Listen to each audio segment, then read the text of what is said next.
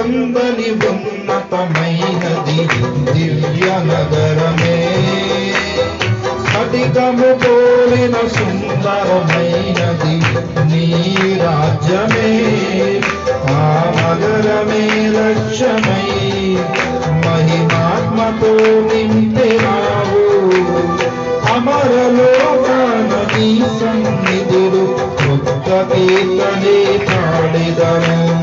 అమరలోకాన నీ సన్నిధులు కొత్త కీర్తనే పాడెదను.